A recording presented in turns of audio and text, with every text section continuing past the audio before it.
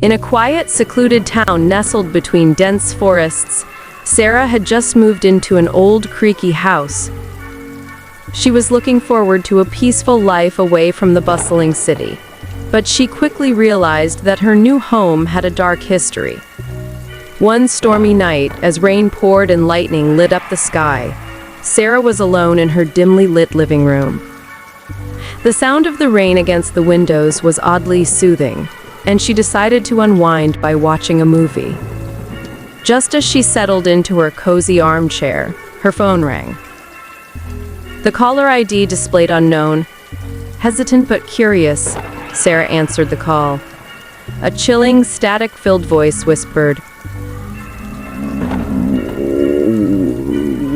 "Shouldn't have come here." "This house, it's not what it seems." Sarah's heart raced as she looked around her dark living room. The voice on the other end sounded familiar, but she couldn't place it. She stammered, "Who is this? What do you mean?" The caller continued, "This house holds secrets, Sarah. Secrets from a past that should have remained buried. Leave before it's too late." With that, the line went dead. Sarah's hands trembled as she hung up, trying to convince herself it was just a prank. But the unease that settled in her gut refused to go away. Unable to shake off the eerie phone call, Sarah decided to research the history of her new home. She discovered that the house had belonged to a reclusive family decades ago. Rumors circulated about their involvement in occult practices and dark rituals. The family had disappeared mysteriously, leaving the house abandoned for years. As Sarah delved deeper into the house's history, strange occurrences became more frequent. She heard whispers in the middle of the night and felt icy fingers brush against her skin. Objects moved on their own, and eerie shadows danced along the walls. The town's residents warned her to leave, telling tales of hauntings and malevolent spirits. Desperate for answers, Sarah contacted a local historian who shared unsettling information. The reclusive family had indeed dabbled in the occult, attempting to communicate with the dead through a cursed phone line. The historian warned her not to answer any more calls from unknown numbers. One night, unable to resist her curiosity, Sarah picked up the ringing phone. The same static-filled voice spoke, more desperate this time. "Sarah, you're in danger. They're here. They want to cross over. You must stop them." Terrified and determined, Sarah decided to confront the malevolent spirits that lingered in her home. Armed with knowledge from the historian, she performed a ritual to banish them, hoping to break the connection between the living and the dead. But as the ritual reached its climax, the walls of her home shook, and a ghostly figure materialized before her. It was the spirit of the family's youngest daughter, pleading for release from the cursed phone line. Torn between fear and empathy, Sarah agreed to help. With trembling hands, she chanted the final incantation, and a blinding light engulfed the room. The spirits were banished, and the house fell silent.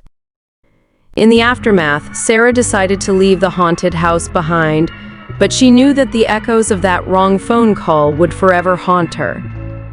She left the town with a newfound respect for the boundary between the living and the dead, and a chilling reminder that sometimes the past should remain undisturbed. As she drove away, the rain stopped, and the clouds parted, revealing the moon. But a single ominous message appeared on her car's radio display. "We will meet again, Sarah."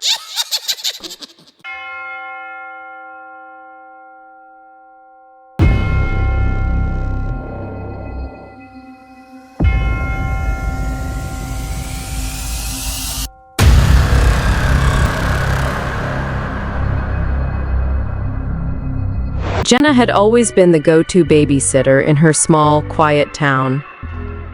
Parents trusted her with their children, and the kids loved her cheerful disposition.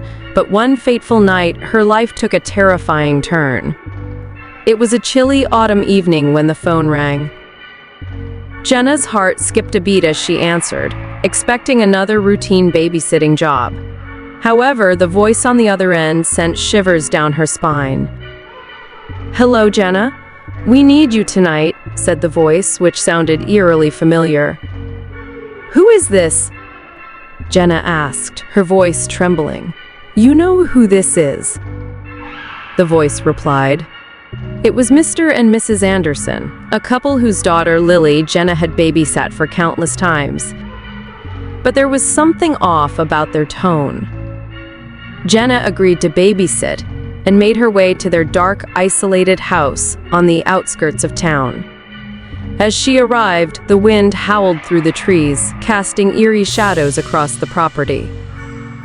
Jenna couldn't help but feel a sense of foreboding. Inside, the house was even more unsettling. The dimly lit hallway led to a room where Mr. and Mrs. Anderson were waiting. Their faces were pale, their eyes filled with a strange mixture of fear and relief. "Thank you for coming, Jenna," Mrs. Anderson said, her voice quivering. "Where's Lily?" Jenna asked, her anxiety growing.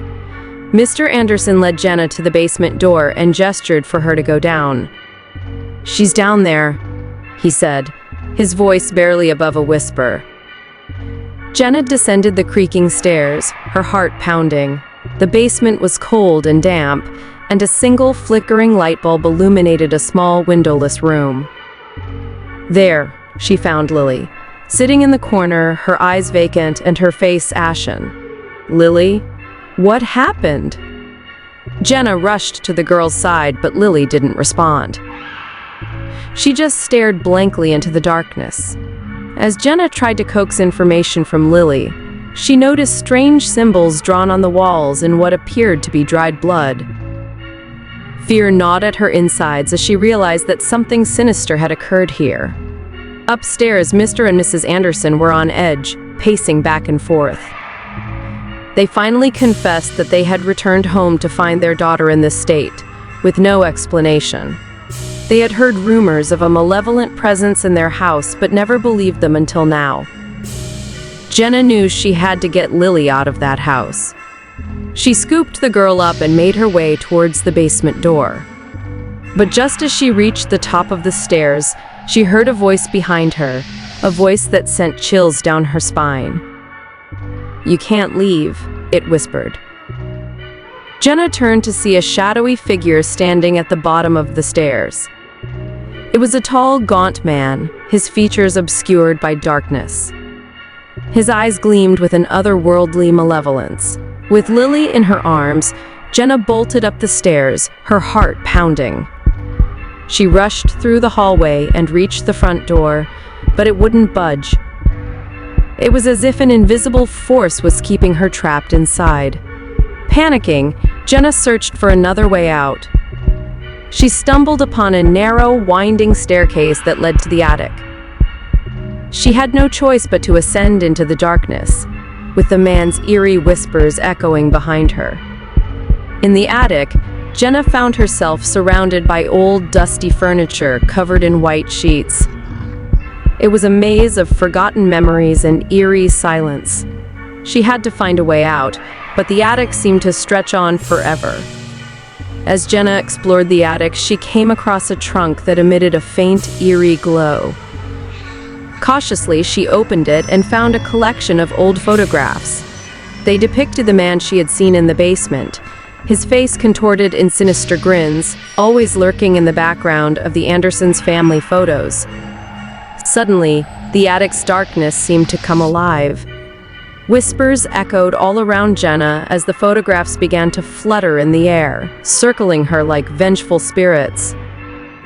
The room grew colder, and Jenna could feel an evil presence closing in on her. Desperation took over.